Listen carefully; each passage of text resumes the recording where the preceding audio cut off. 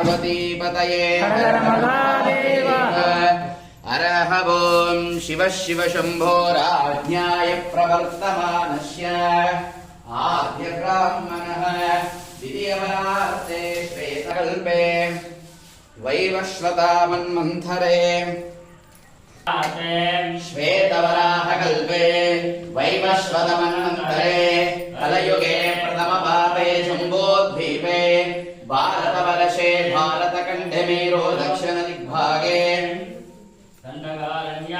गोदावर्या शालीवाहनशके